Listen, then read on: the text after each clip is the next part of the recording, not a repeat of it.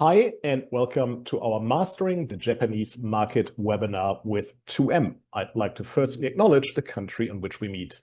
Today, I come to you from the Turrbal country and invite you to think on whose land you're residing on from your location. Sovereignty was never ceded, and the lands always have and always will be Aboriginal land. I pay my respects to elders past and present, and I extend my welcome to any Aboriginal or Torres Strait Islander people joining us today. So, welcome. The Japanese market is a powerhouse in the global games industry. In fact, it is the third largest market by annual revenue, followed only by the United States and China. However, while there are some significant opportunities in the market, it's also an ecosystem that's highly nuanced. Success requires more than just a great game. That helps, but it also means understanding local expectations, workflows, and business culture.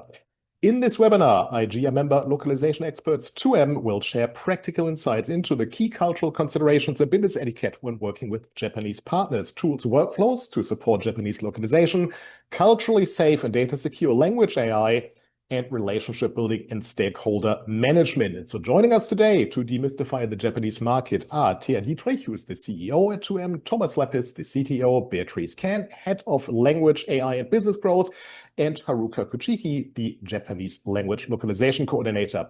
Before I hand over to them, some of the housekeeping, and already alluded to that. Please mute yourself and turn off the video while the team is presenting. If you're not one of the presenters, please turn off the video. We're saying that with the view to the recording. There will be an opportunity to ask questions. So if there is something that you would like to explore further, please let us know. You can ask questions either in the chat, or if you feel comfortable, feel free to unmute yourself and ask the question in person. Really up to you. Both of these things work. We will monitor the chat actively, and I'll relay the questions back to our speakers today. That said, I will turn my video off for now so that the stage is theirs. So team, thank you so much for doing this and for joining us today, and over to you. Thank you very much. Great to be here. First of all, let's share the screen, and please just someone confirm that you can see the full screen. Excellent. Right. So, hello, everybody. I also would like to acknowledge the traditional owners. I'm coming to you from Turrbal Jagera country as well, here on the Menjin River in Brisbane, and to pay my respects to elders past, present, emerging, and to their continued connection to land, sea, culture, and language, right? And culture, that's a great segue into language and culture, what we want to talk to you today. So my name is Thea Dietrich, and you've got, this is important, this hour, you took the time out to be here, is for you. So use it, right? You've got talent in this room, right? Thomas, Haruka, Beatrice, localize games into Japanese on a regular basis, so any questions you have, any pain points you have, anything you have encountered, any myth, put them in the chat box or raise your hands. Don't hesitate to interrupt us when we're also happy to sort of weave in some of your questions. We want to dive straight in, so that's why I'm going to. Just for those of you, some of you we actually work with already and have localized some of your games. But for you, we have a translation localization department, interpreting, language AI. We're going to talk about language AI, and of course a game localization department. So that's what we do. Today, why localize video games for the Japanese market? Many of you know this already. Important. Haruka is coming to us with cross-cultural insights for the Japanese market. Some of the localization best practices, why quality matters, and technologies, right? Automations.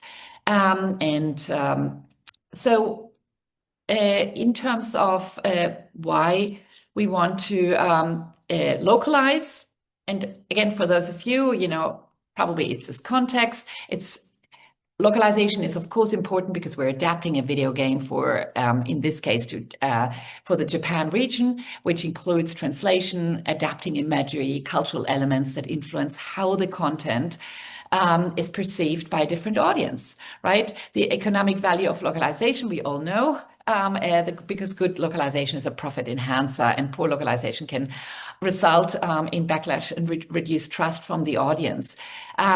Reaching new markets, increasing purchase and downloads, of course, game immersion and increased visibility.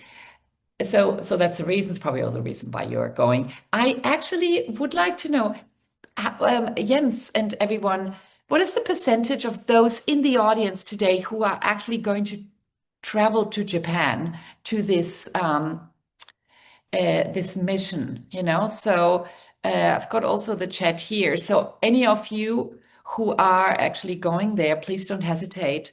And yes, chat, not this time, but hopefully, and great to see, you know, another chat, you know, going there.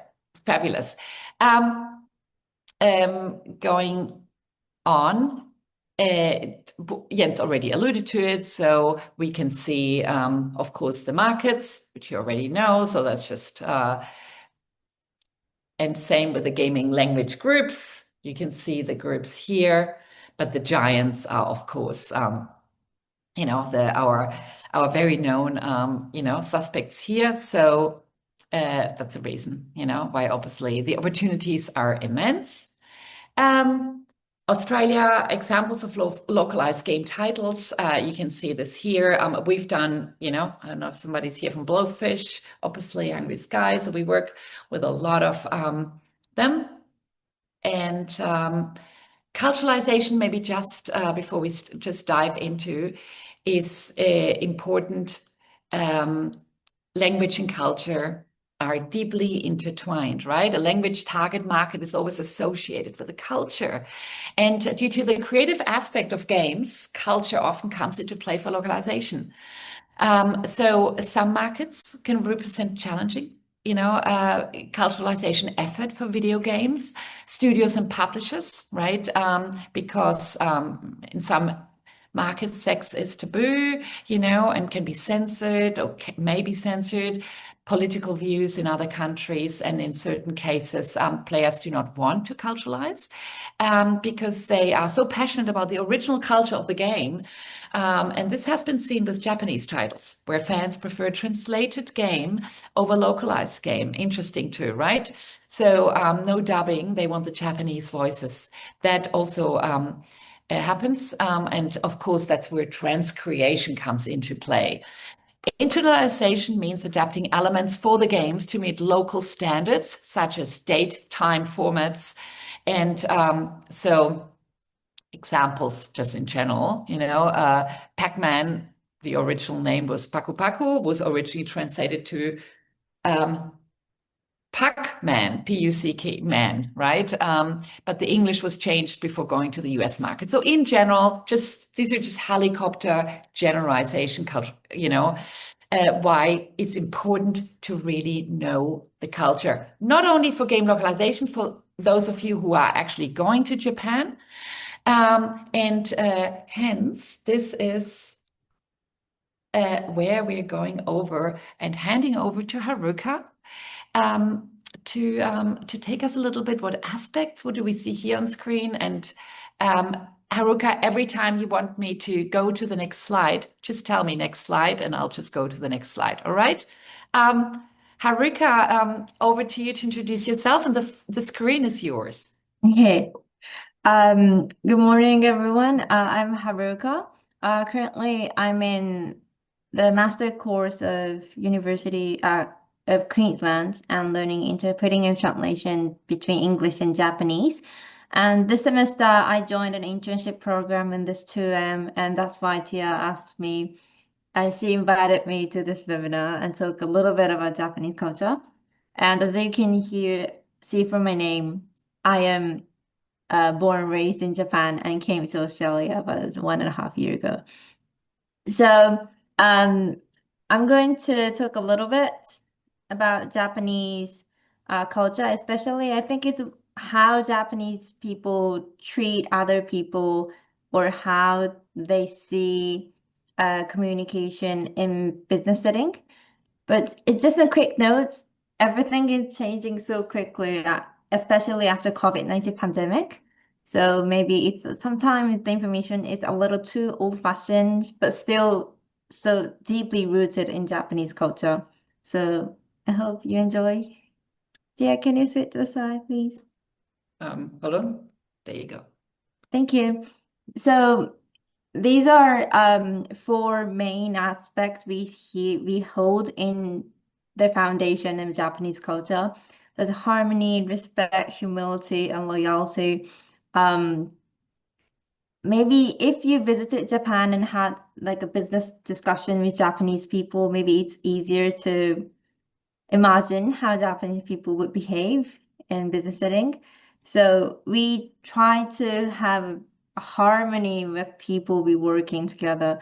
So I think you already have an experience of having like hot discussion.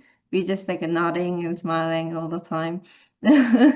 Maybe it's not something you have in Australia, but that is prioritizing harmony is the one way to show respect to people you meet in business setting and also show a little bit of loyalty.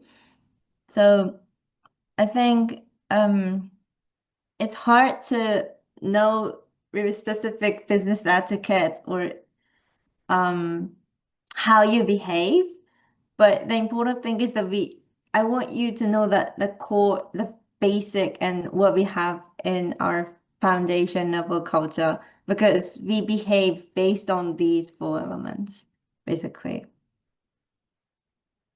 Yeah, next slide. Thank you. Okay, so it is about how you build a relationship, especially in your country or in meeting. So we prioritize to build trust, and we do not hesitate to build trust, taking time, not in the short time period, but it's more about long term. And we prefer face-to-face meeting, basically. And so every process is quite slow, but we want to make sure that everything is set and not gonna have like weak relationship. We want to make sure that everything is a very strong relationship based on the trust. And one example I want to share you is we have in the full uh, section, there's nominication. It is Japanese word we have. I think it represents the good example of how we like how important it is to have face-to-face communication in Japan. Nominication is combined word of nomu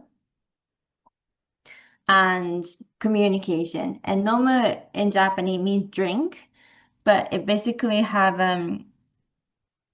it means to have a little like a drinking party together after work. So we do of course have communication when you work in the office or in business setting, but after that we change place to a restaurant or a bars to have more communication. This is part it in that drinking party, it not always you talking about business or you talking about projects. Maybe you talk a little bit more about like your private thing, maybe not unrelated topic to your business project. But the reason we do this is because we prioritize having trust, trying to know each other, as because we know that knowing and trusting each other have very positive influence in Japanese business. Do you have this kind of culture in Australia? I'm not sure.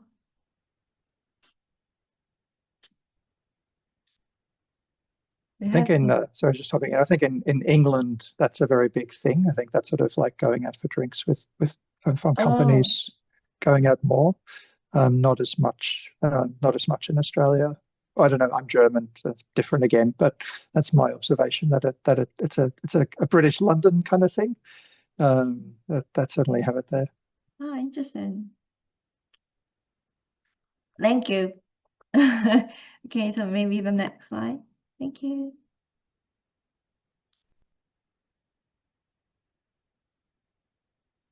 So the next one is communication. I think Japanese people have a unique way of communication compared to people from other countries, because basically everything is so non-verbal. And we do not show our opinions or views directly, verbally. So I personally feel that when I speak in English, I'm telling my opinion too directly compared to when I speak in Japanese. But it is natural thing because English culture is more direct than Japanese one. So I'm also adapting myself to English way of communication. But so generally, as we can hear, Japanese communication is basically indirect, and we do a lot of body languages or eye contact or postures. And I think we do also have phrases in English too. We do read between lines all the time and guessing a lot. So, for example, for indirect, I think indirectness is quite common in Japan. And my Australian friends told me a very good example recently. I've heard Australian people, if they say, okay, maybe we go back, we bring this project to the office and have a little discussion, and then I'll email you later. Then Australian people would think that, oh, they're going to have a real discussion, and they will, of course, will reach me out later, maybe within a week. But in Japanese business setting, if a person, for example, your client would say, oh, maybe we will bring it back to this office and let you know later what we discussed. It means that, no, we're not going to working on this project together. Even just saying we will bring you back, not discussing, we'll stop discussion today and discuss it later. It means this is one way to say no in Japanese. So it's too indirect especially compared to English business setting. Yep. And before I just go to the next slide, I just want to reiterate this silence. You know, there are cultures that are comfortable with silence. They don't have to fill everything, you know, with words, which is probably from all the Anglo-Saxon countries, probably Americans, you know, American culture does that. Very uncomfortable. Haruka, I know this actually Finnish people are also very, very comfortable with silence. As a matter of fact, the pause between question and answer in the Finnish culture and language is the longest in the whole world, right? So to the point of somebody asked a question, and eventually the Finnish person will answer, right? So it's, you know, it's very typical. It's very important. Ralph has his hand up. Maybe you are welcome to ask your question. Thanks. Yeah, I've got a quick question, which, oh, hang on, my camera just crashed. Anyway, I'll do that maybe. Okay, there we go. I think it directly relates to what you were just saying around the you know, we'll bring it back to the office, but then they don't get back to you. We had some engagement with a Japanese company a few years ago, just before COVID. So then COVID hit. We were, just context if it matters, we have a augmented reality app that's a companion app for tabletop role-playing games. So you can have augmented reality minis on the table. It was we were at Spiel in Germany, and there was a Japanese gentleman from a Japanese company that published RPGs over there, who saw it and thought it was particularly suitable for the Japanese market because, you know, you don't have a lot of room for big terrain pieces and minis, so it lends itself really well to that space. We had a couple of meetings with them, sort of subsequent, you know, at the time, and then subsequently remotely here. But then the conversation kind of stopped. COVID hit. There was a lot going on. Completely understand. I did send some follow-ups, you know, to try and restart meetings, but kind of didn't hear back at the time. It's been, you know, 4 years or something now, I think, or maybe 3 years. I can't remember. I would I would like to give it one more try and restart the meeting. So I don't know if you have any advice on language style culturally. How would you I mean, if it's just a no, then it's a no, and that's fine. But as you say, they're maybe a little bit more discreet about that or indirect about it. But if there's any kind of advice on that restarting after that, I hope that's a clear During enough the question. COVID pandemic, everything was chaos. So Yeah. I think it was trying to ask again. But I don't know how to start. Maybe start from like a greeting and just catching up first, not directly dive into the project first.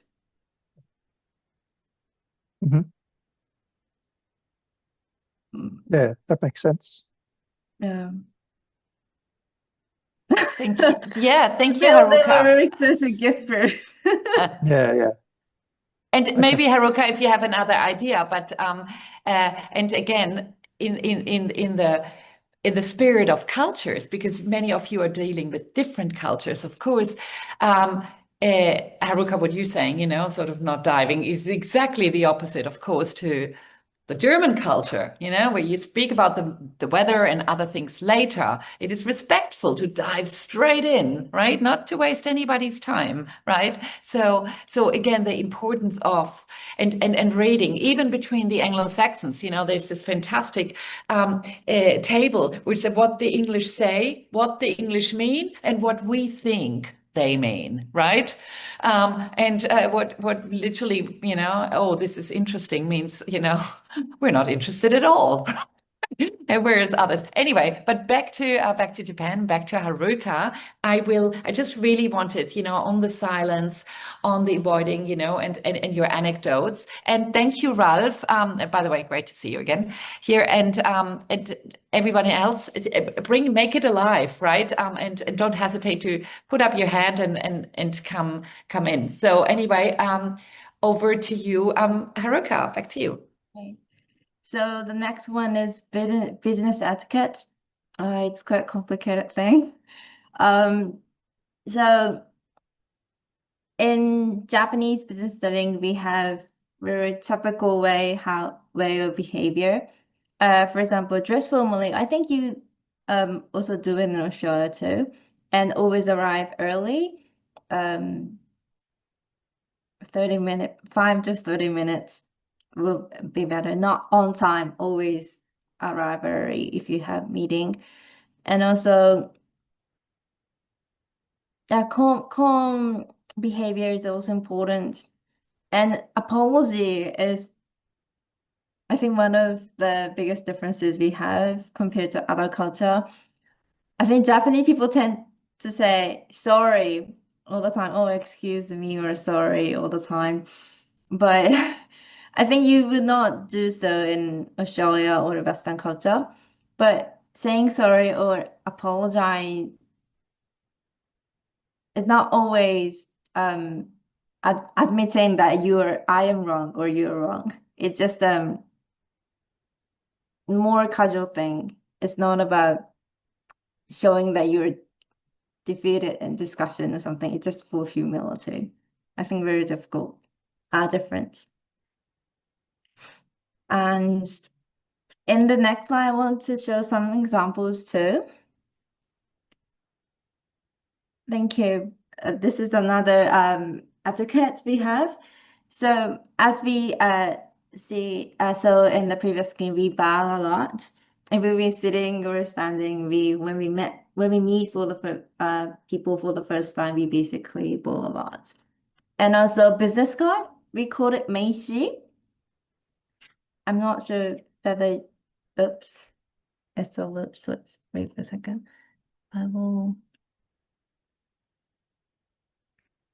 hope now you can see a little clearly. Oh, it's very small. This is the real business card I received after I came to Australia. I think this one looks good better. This is from Consulate General of Japan, Mr. Consul General of Japan, Mr. Ishikawa. So on Meishi, basically we have our name, our position, and your personal phone number and email, your contact information, and the address of your office or where you work. And so it's kind of analog version of LinkedIn. So since this is in Australia, so Conflict General Ishikawa provided me like a duplex printed version. This is in Japanese and this is in English. So this, we treat it very carefully with this card. You will not receive it with your, we always treat it with our both hands. And in Japan, we have specific case for Meishi. I think you can find it in Daiso. If you're interested, please find it. You will never put it in your pocket or wallet. Keep it in the specific case only for Meishi to treat it nicely. This is also one from one professor in Queensland. It seems that it has a lot of information, but it's just a basic information for business. This isn't Japanese version. So I think Japanese people only have Japanese version, not in English. So it will not be in duplex. It's just for single side. But it gives you just an example. I think you will not find it in Australia. So, and for other things, so use a polite way of speaking as you use like Mr. or Mrs. or Miss in English. We also have nani nani san or nani nani sama. So if I say, so for example, if someone called me Miss Kuchiki, it means that Kuchiki-san or Kuchiki-sama in Japanese. That is also how we show our politeness. And also bring printed materials in Japanese. If you have face-to-face meeting, it would be preferred. But if you have online, you don't have to send printed documents to your clients. And also respect hierarchy, no open disagreements. This is also very different compared to other culture. And hierarchy is everywhere, everywhere. And one example is one I showed on the screen with this picture. Sorry, I only found it in Japanese, but on left side, close to 1, it means upper seat. And the number 6 is the lowest seat. So when you have like a business meeting or you have like a maybe drinking party also, your boss should be seated in the upper seat. And if you're the youngest, you should sit in the lowest seat. That is how we visually show who is the boss and who is not.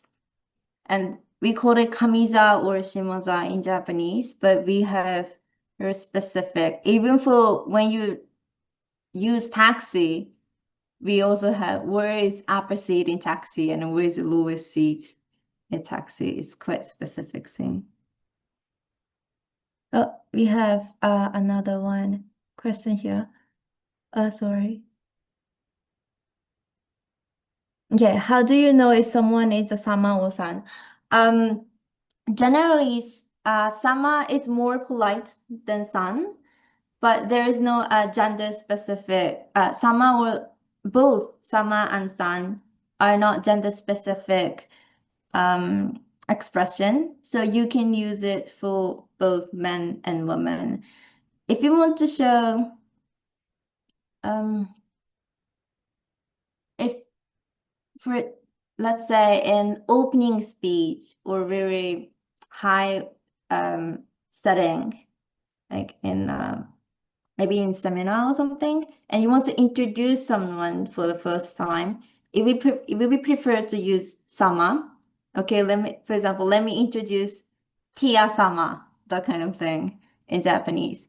But if I talk like tia face to face using sama. Sometimes it's too polite, and if you want to have a little bit more casual tone, you can use oh tia-san, nice to see you, that kind of thing.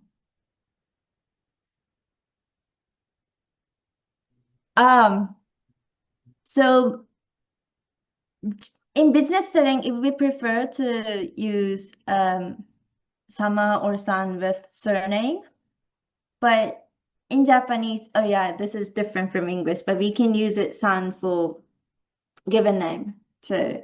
So my teachers can call me Kuchiki-san or Haruka-san. That is both grammatically correct. But in business setting, we usually call people by surname in Japan. So it would be safer to call people with surname and sama or surname and san.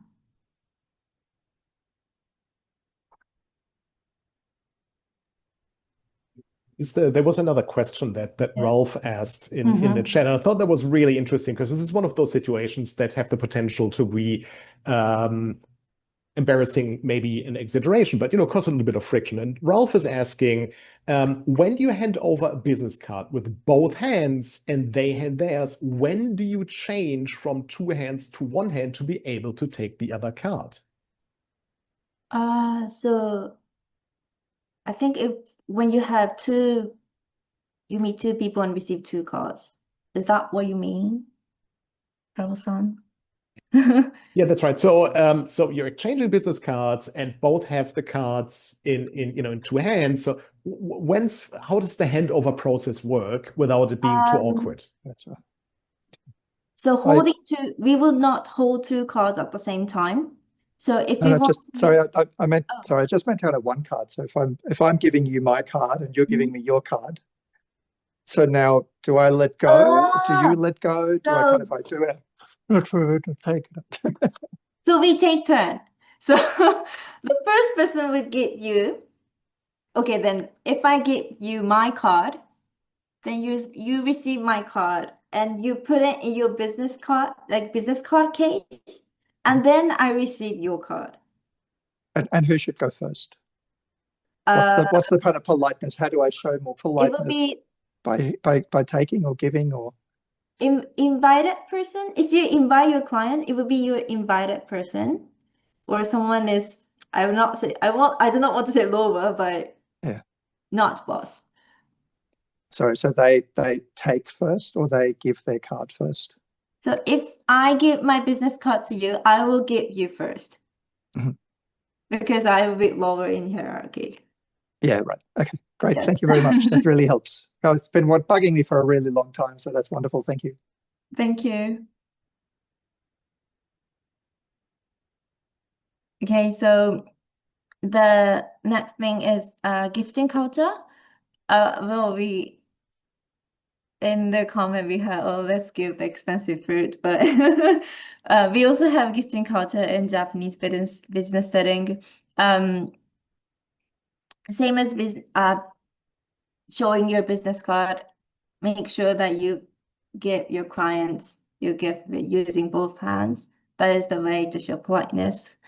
And also, I think the specific thing in Japan is avoid sets of 4 and 9. It is because of the sound of the word. In Japan, both 4 and death sounds shi, and 9 and suffering sounds ku. So that it doesn't, that is why we avoid these 4 and 9s, especially in wedding and funeral setting. So in the general business setting, I don't think you will pay too much. You don't have to careful about this too much, but just for wedding and funeral, you must remember you have to avoid 4 and 9, because you can find sets of like sweets or like gifts sets of 4 and 9 when you go to shopping in Japan. So in casual setting, it's okay. Just for some specific setting, we have to avoid this number.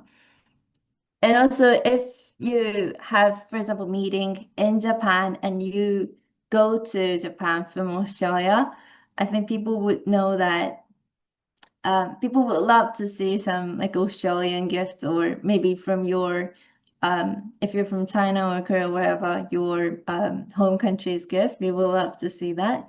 It's just a small gift exchange. Okay, so the last thing would be attitude for foreigner. I hope recently none of you are having information about like a aggressive attitude or negative attitude we have Japanese people have for foreign people. We are not because we are not sometimes because of the like issues between like a foreign tourists in Japan. That is one of the raising issue we have. But it doesn't mean that we are too aggressive to foreign people. So I just want you to know that. But the important thing, the most important thing is respect. I want to emphasize, because as I mentioned a little bit, all these behavior etiquettes are quite specific and so difficult. Even for Japanese people, I do feel very difficult to follow all manners. I just what I represented today, but these all etiquettes or manner are way to show our like respect or humility and also politeness in Japanese society. So if you behave a little different from what we did in Japan in business setting, we will not criticize you as long as we feel that you have like respect to Japanese culture or Japanese people or people you work with. So try to show your respect is the most important.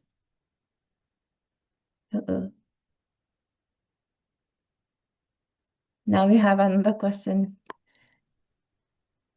Yeah, there's another question. I'm just going to read it out for those who are watching the recording. So this is a question with regards to gifts, and Ralph is asking: a common Australian gift when traveling on business is Tim Tams, the little chocolate biscuits, particularly individually packed ones. Although sometimes people bring a normal packet and offer the whole thing. Are there certain things you should not give? You should not give. Does anyone has a culture to give cash in business? I hope not. Maybe not cash or like a financial thing, like Amazon ticket or something. Not that kind of thing. Only for services. So is it a matter of making it fairly personal? I think you talked about this before, because cash or an Amazon card is a fairly non-personal gift. It doesn't reflect a degree of thoughtfulness. Does that play part of it as well? Sorry, what do you mean?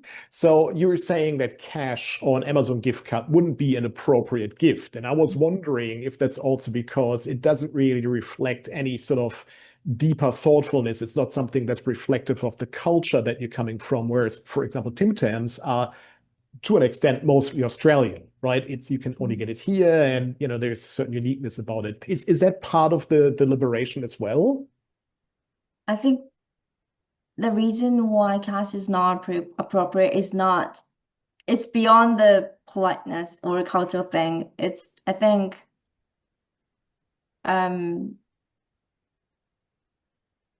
money exchange or more like a financial gift should be avoided because it is business and trying to make profit. So like giving cash personally is it's different from the it crosses a boundary, actual profit you're making in the business. So it should be avoidable out of calculation. And it may be misconstrued as bribery. Yeah, I think that is the biggest reason, not just whether it is polite or not. Are you trying to buy me out? Yeah, that is what people will think. And so I think Timtam is a very good option for showing people to give for Japanese people. Thanks, Haruka. Thank you. Great, and continue please with your questions. We're going to just have a few slides on, actually, this is of course not Japanese, because it's more about the workflows. We do this with Japanese as well, but this particular screen share. Did you, Bea or Thomas, did you want to say anything? We just have a few more slides on the actual localization part, and which will interest you, what are today's safe and culturally safe and secure language AI options for you when you have meetings with some. So that's super interesting. But just on tools and workflows, Bea, did you want to say anything on this?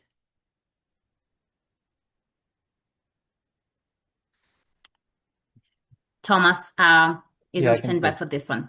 Yeah, sure. Okay. Yeah, so this is more on, for those of you who are actually making new games already available in the Japanese language. So the process of localizing your game. So think about it, this as your toolbox for essentially streamlining and refining your localization process. So this is, for example, using a translation management system, which is a platform, that helps you centralize your translation workflow. So usually you create your localization tables in your game development environment, for example, Unity, and then this platform allows you to then manage the entire translation process, setting up deadline, assigning linguist, setting up automated QA checks or human QA checks, leveraging different technologies as well, such as translation memory. We have a slide on that after, that's really important, or different AI features as well. And ideally, this platform can even connect with your game development environment to streamline, the exchanges of localization tables and so on. So this is really important. That's something that obviously we do a lot for our client. That's at 2M, we have our own translation management system that we use, and has a few integration with game development engines. But yeah, that's really important to make sure that the localization workflow essentially does not slow down your game development or your release schedule as well. It's a tight calendar to manage all those moving parts at the same time, and it really helps in that sense. And the next slide on translation memory, which I've mentioned, maybe Bea, you can take this one. It's also Yeah, thanks, Thomas. So yes, linking back to what Thomas was saying, when we have, imagine we integrate our translation environment with your game repository. And if there is a new string, of course, games are updated, right? So you might have regular updates. And so that means that we get the strings that were translated, the new strings end up in our translation environment for localization. But of course, consistency is very important, right? We want to make sure that new strings are translated, keeping consistency with content that was translated in the past. And so the translation memory is a tool within our translation environment, and it is simply a database, a bilingual or multilingual database of the previous translations that we have done for you. It allows for consistency across the time, so that any content that is repeated. So a new string that's very similar or exactly like something that was translated in the past, the translation memory will prompt the translation team to keep consistency with that. And so it's very efficient, and not just for quality and exactly as for consistency, but also in terms of managing your budgets, because we don't have to translate again something that was done in the past. That's in the translation memory that is applied. And if it needs minor edits, then that's where we will focus on making sure that the edits are implemented, but not reinventing the wheel of something that was translated and checked. Potentially also had client feedback that also is saved in the translation memory. So it's just a very professional way of managing the content that we translate for you. Thank you, Bea. I can see a question from Ralph. Do the systems have negative entries, possible translations to be avoided? For example, a term that is used by another game. You know, Bea? Yes, that's of course, yes, we can work on that on different ways. So the first is a style guide. When we work with our clients at the beginning, we create a style guide and specific requirements in terms of style, terms not to use end up in there. We also can create glossaries, and so multilingual glossaries of key terms that can be agreed with our clients. You might already have specific terms that you'd like to be used, say, for example, when translating in Japanese, and otherwise we can create them together and they become a digital part of our projects. And so translators are prompted to utilize a specific term or not to utilize another term. And then we have a list of non-translatables. That also is, so imagine you have specific terms that you want to leave as they are. And then the list of non-translatables applies here. And that's all digital. So that means that translation memory, glossary, and the list of non-translatables all prompt our translators to keep consistency with the instructions. That they receive prompts, and if they don't follow the prompts, they escalate it until either the reviser or the project manager pick them up and resolve them prior to delivery. Thank you, Bea. And of course, this is just a snapshot. I think, Jens, this actually recorded, an older one, we could do a whole workshop on this. But this is just to give you all a snapshot. Just before we go to the language AI, maybe over Thomas, are there any other technology, just big picture comments here from you? Yeah, I mean, I think this one is because I was talking about before. So often in the game localization process, that actually doesn't happen once the game is ready, but ideally earlier on, so that it doesn't essentially delay the release of your game. And that's where also the translation memory plays an important part, because you may share with us some of the text that you've already produced, and then as you continue to develop your game, there are going to be many updates, so we can leverage translation memory. But this specific slide is more on streamlining communication between systems, so between your game development engine, so Unity or Unreal, and our translation management system.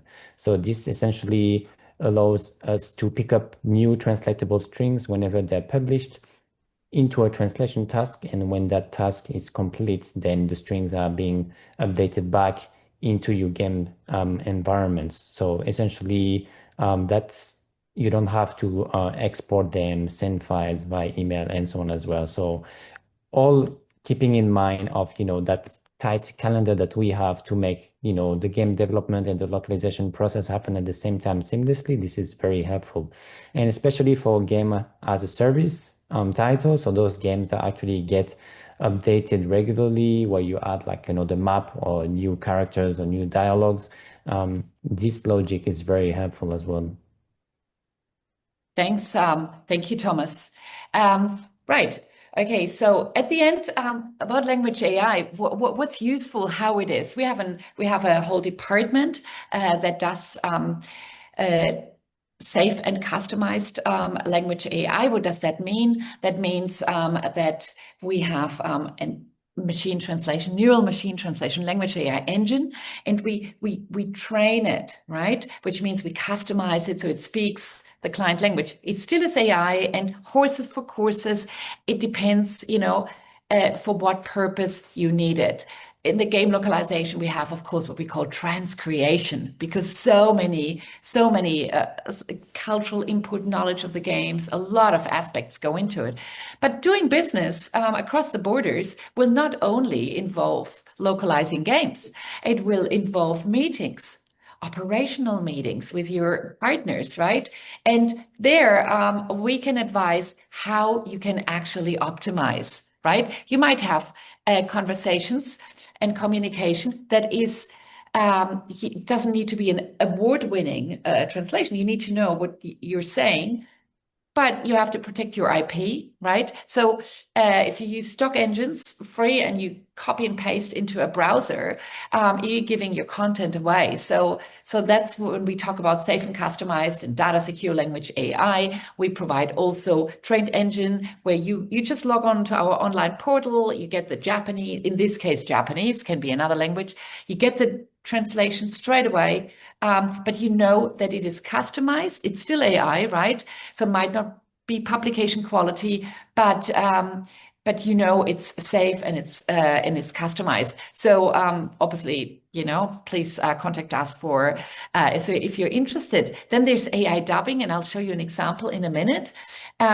What you see, these are just examples. Those of you from Victoria, Victorians have the Vic Emergency app on their phone, right? We developed for Emergency Management Victoria. This is the AI translator, which is a customized engine, and it pushes out in less than 10 seconds, this, you know, simplified Chinese and Arabic messages, right? So these are, again, trained engines. They're validated by community, right? So we do this in this space. I'm so happy to. This is just a case study. AI interpreting, right? This is when you have meetings, or you. What we also have is, of course, we provide human interpreters that jump online for the meetings and also simultaneous, so that whole meeting doesn't double in time. When you have a consecutive interpreter, which you hear speak English, stop, Japanese, stop. So real-time interpreting is a great tool where we bring in, you know, the human interpreters. But depending on what it is, you can also have AI interpreting. We have a fantastic tool, Japanese. We actually showcase that often also at conferences, where we organize the meeting, or you can use the plugin and still use Teams, and then choose Japanese, and then you can see everything that's being said in captions or audio as well, and it's being interpreted, you know, and that's AI. I'm an interpreter. We are language people, so we exercise judgment on the, you know, and again, these can be customized. So we've got some fantastic, interesting products that might be really interesting for you, which we'd like to share. In terms of AI dubbing, I did want to share with you also the options we have here, and I'm going to just put this out. Just a quick audio check. You can hear me, right? So this is a video, right? This is Flavia, you know, it's Italian. She's in Adelaide, right, from Fleet Space. And the first part is in English, which is original. She's got an Italian accent. That's her original voice. Then it goes over and it ends with Japanese, right? She goes through different languages, and that is an entire AI output. So over here. I remember there was this conference where I was, and people were talking about connecting all the things. I didn't really know what it meant. You know, connecting assets, cars, everyone in the world. Y alguien dijo, ¿quién los va a conectar a todos? Y recuerdo esta gran sala de conferencias, nadie dijo nada. Y aquí es donde tuvimos nuestro primer momento de idea. Y así nació Fleet. Vous savez, je suis née pour travailler dans l'espace. C'était mon appel. Je veux vraiment que Fleet devienne ce que nous appelons une licorne et une entreprise d'1 milliard de dollars. Ça va être incroyable. Ma perché credo che lo sforzo, l'impegno, la crescita e lo sviluppo che ognuno di noi deve fare per portare questa azienda a diventare un unicorno contribuirà incredibilmente all'umanità. 私はフラビアだったランディーニです。私はフリースペーステクノロジーズの CEO であり探検家です。So, over here, back. So you've got also our details here. So please, you know, don't hesitate to contact us for any questions you have on this. But this was what you saw was pure, untouched AI output. We usually go in there and we do script checks with our humans, you know, validate that. You could see the lips moved accordingly. 100%. It's AI, right? But it is depending, again, horses for courses, depending on where in your management with cross-border transactions and operations and sales meetings and operational meetings, even if they speak English, right? So we're now sort of out of time, but I just want to give that, it goes a long way that, sometimes, yeah, they speak English, but maybe your Aussie accent, some of the Aussie blokes, really hard to understand. So it goes a long way to at least give them the option of, of language access. So I'm super happy, great, that you enjoyed it. We would love to talk to you, of course. You can also find us. I'm just going to stop sharing here. So you've got everyone here back. I hope this was useful. Are there any last-minute questions before we hand over to Jens to sort of close the meeting? Important is there's really great opportunities. The language AI space is absolutely mind-blowing. Comes from somebody who's a trained interpreter and linguist, right? So we and Simon's got a question as well. So you see, in terms of culture, technology, localizing workflows, there's really a lot of value we can add. So love to hear more. But yeah, Simon's got a question about humor localization. Australians sometimes are described as having a sort of irreverent sense of humor. How does this translate to the sense of humor in Japanese culture? And aside from puns, which rely on English double meanings, are there other comedy styles which don't translate well? Simon, good question. We definitely could have a workshop on this. I have a lot of funny anecdotes and examples. But Haruka, is there any on the humor side for Japanese? Is there any last spontaneous comments you have before we hand over to Jens?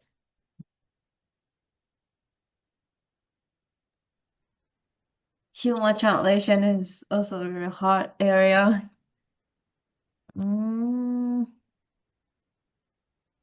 I do feel English use more irony a lot than we have in Japan. So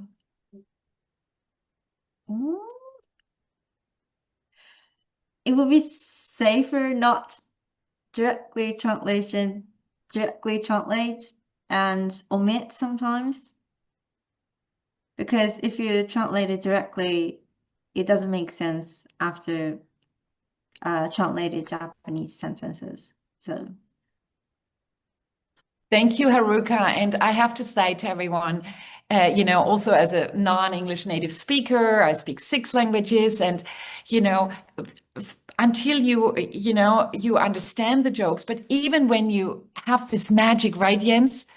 Even when you are so far advanced in a language and you actually understand it and you get it, that still doesn't mean you think it's funny.